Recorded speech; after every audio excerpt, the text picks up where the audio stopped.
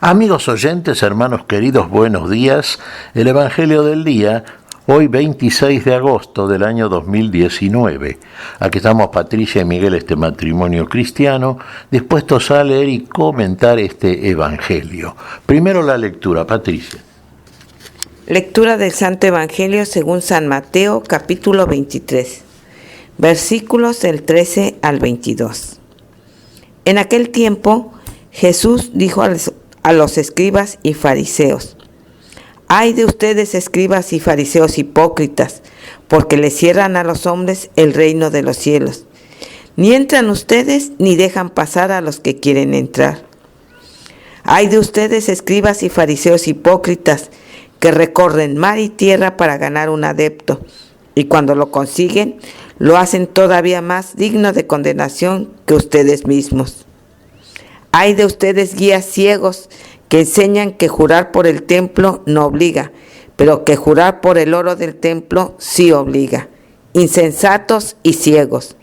¿Qué es más importante, el oro o el templo que santifica al oro? También enseñan ustedes que jurar por el altar no obliga. Ciegos. ¿Qué es más importante, la ofrenda o el altar que santifica la ofrenda? Quien jura pues por el altar, jura por él y por todo lo que está sobre él. Quien jura por el templo, jura por él y por aquel que lo habita. Y quien jura por el cielo, jura por el trono de Dios y por aquel que está sentado en él». Palabra del Señor. Gloria a nuestro Señor Jesucristo. Claro, cómo se repiten estos cuadros, ¿no? Vamos a tomar como base algo que nos dijo el Señor. Él no vino a condenar, a juzgar, vino a salvar. Entonces el Señor del amor viene a salvar desde el amor a todos aquellos que ama, que somos todos en definitiva, porque Dios nos hizo a todos para la vida y para la vida en el amor y la felicidad. Ahora, ¿hay predicadores de estas cosas? Sí los hay, siempre los hubo. Vayamos al tiempo de Jesús.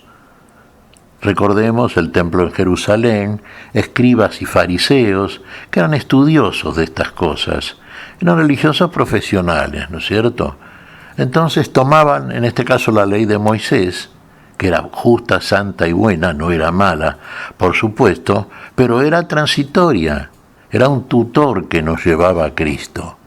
Pero venido Cristo, venido aquel que es y por quien somos nosotros, entonces no hay ley, y fundamentalmente no hay ley tomada a la letra como la tomaban estos escribas y estos fariseos y otros predicadores análogos.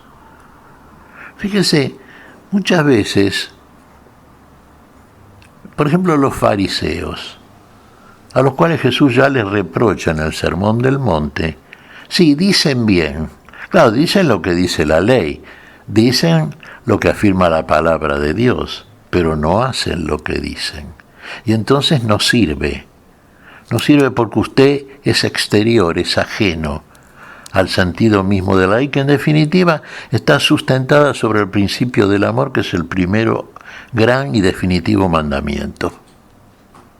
Si usted no ama a aquel a quien le está compartiendo la palabra, el mandato de Dios, la ley de Dios, la ley de la vida, bueno, si usted con él no comparte el amor, entonces lo que usted hace no le alcanza, no le sirve. Y mucho peor todavía si usted, como acontece muchas veces con muchos, en este caso menciona Jesús a los que eran religiosos de su tiempo, claro, escribas, fariseos, estudiosos de estas cosas.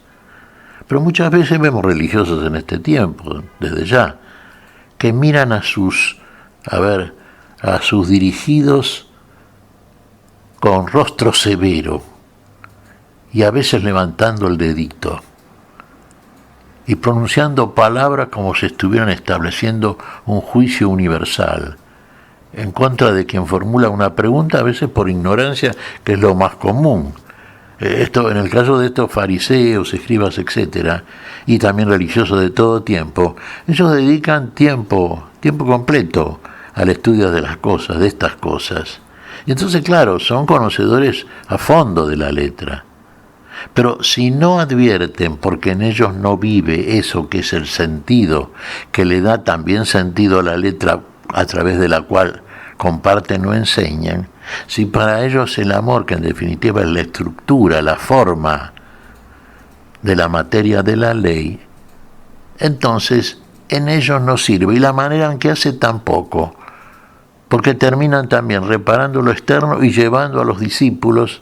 Acá dice el Señor, recorren mar y tierra para ser un discípulo, y al final lo hacen peor que uno de ellos. Y claro, desde esta docencia tan alejada de la verdadera docencia del único maestro que es el Señor de la vida y del amor, claro que lo hacen peor, o por lo menos igual, lo cual es nada bueno. Fíjese, a ver, aquí los ejemplos que pone el Señor son severos, Fíjese, iban los que hacían su ofrenda en el culto, en el templo de Jerusalén, a depositar la ofrenda en el templo, ¿no? Bueno, y claro, ellos ¿en qué reparaban sobre todo? En la ofrenda material, en el oro, en el dinero, en aquello que es, claro, interés inmediato, de aquel cuyo interés inmediato no es precisamente la ofrenda, pero sobre todo aquel que deposita la ofrenda y desde qué sentimiento hace esa ofrenda.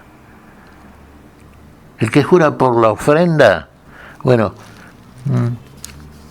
que se deposita sobre el templo, en el templo, bueno, ¿tiene valor la ofrenda? No, tiene más valor el oro que se deposita como ofrenda. Y el que jura por la ofrenda o el que jura por el oro, si es peor el que jura por el oro, que le da sentido a la ofrenda, sobre todo cuando usted está reparando siempre lo externo, en lo material y no verdaderamente lo esencial en lo espiritual. San Pablo nos recuerda esto, que nosotros podemos hacer muchas cosas. Compartir la hacienda con los pobres, dar nuestro cuerpo a las llamas inclusive, hablar muchas lenguas, pero si no lo hacemos por amor, si el amor no preside la ofrenda nuestra, aquello que compartimos no alcanza, de nada nos sirve. El caso de la viuda, ¿recuerda usted? Había depositado su ofrenda también en el templo. ¿Qué había puesto en el santuario? Y había puesto apenas 2 monedas, era muy pobre esta mujer. Otros no, otros tenían mucho más y depositaban más. ¿Qué decía entonces ahí el Señor que estaba observando y de paso le estaba enseñando a sus discípulos? Esta viuda pobre dio más que todos, porque ella dio de su corazón, dio todo lo que tenía. En cambio los otros dieron de lo que les sobraba.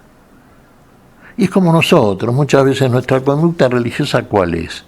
Y cumplir siempre de manera exterior las cosas, siempre ritualmente, siempre como cumpliendo. Pero al Señor no le interesa eso. No le interesaba la ofrenda material en el sentido de que ésta fuera exclusiva y excluyente, sino le interesaba aquel que se acercaba a depositar la ofrenda pensando precisamente en su prójimo, obviamente pensando en Dios, que era el que recibía, ¿no es cierto?, de parte del ofrendante aquello que le ofrecía. Que fundamentalmente, ¿qué puede ser? Hermanos, cuando hablamos del altar, que santifica, ¿no es cierto?, lo que en él se pone, hablamos del altar de la voluntad, de nuestra voluntad, de aquel deseo nuestro de agradar a Dios y de agradar al prójimo, de servir a Dios y al prójimo. Esa es la ofrenda que verdaderamente santifica. Eso es lo que Dios quiere ver en cada uno de nosotros. Pero si estamos aprendiendo permanentemente que hay que cumplir ritualmente todo culto dedicado a Dios, si lo quiere hacer, hágalo, pero que surja de su corazón, que usted piense en el otro, en la necesidad del otro. Y entonces eso sí, que a usted lo santifica y que es una ofrenda que agrada a Dios. ¿Qué decía el profeta Isaías? ¿Recuerda usted? ¿Precisa Dios acaso sangre de machos cabríos, sangre de animales. ¿Le sirve eso a Dios?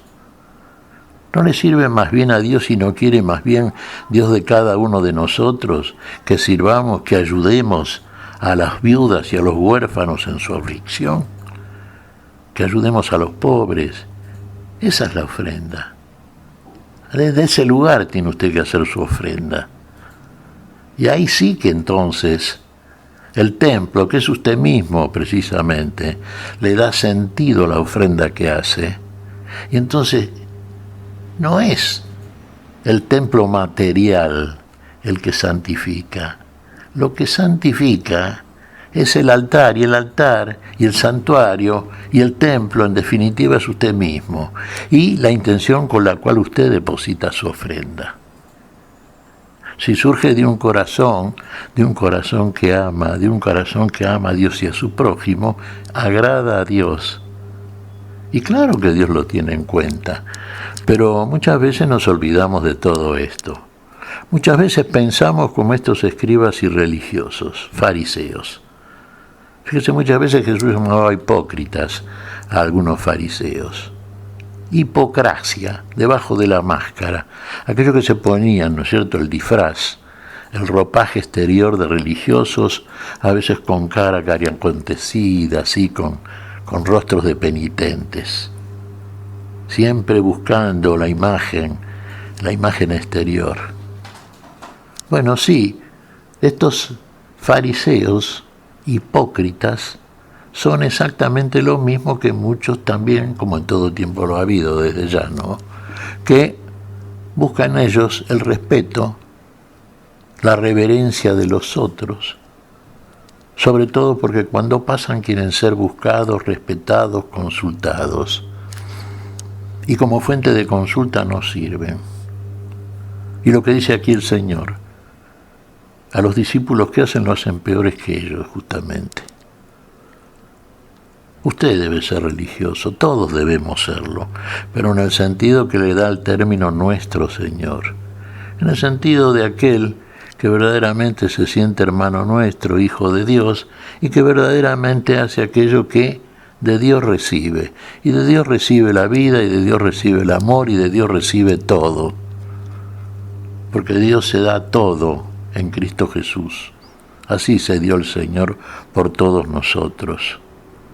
Y así seremos también verdaderamente, ¿sabe qué cosa?